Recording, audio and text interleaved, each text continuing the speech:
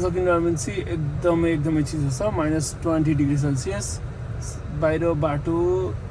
घाटो सब जमेको अवस्थामा छ खासै धेरै गाडीहरू पनि चलेको छैन आज हेर्नुहोस् बाटो हेरौँ है त आज अब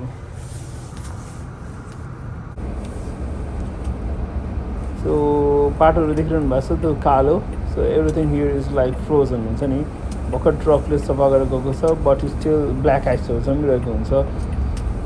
ट्रकले साल्टहरू हालेर हुन्छ सोल्युसनहरू हालेर हुन्छ जसले गर्दा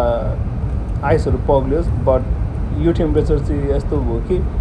like we are like now -4 fahrenheit that भनेको -20 डिग्री सेल्सियस जति सो यसमा चाहिँ सफा गरेर गए पनि फेरि जमिहाल्छ so we have to very careful होइन हिँड्दाखेरि होस् या ड्राइभ गर्दाखेरि हो सो एकदम केयरफुल हुनुपर्छ झन् जहाँ बरफ जस्तो देखिँदैन जहाँ सेतो देखिँदैन त्यो झन् डेन्जर हुन्छ कि त्यहाँ आइस भइरहेको हुन्छ र स्ल्याप सो यो टेम्परेचरमा चाहिँ अब तपाईँहरूले देख्नुहुन्छ कि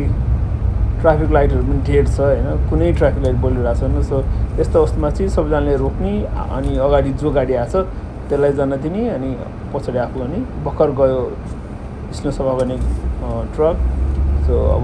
म गएँ अगाडि so this is the climate at Pittsburgh है एकदम चिसो छ यो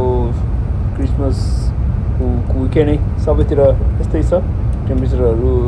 एकदम लोमा चलिरहेको छ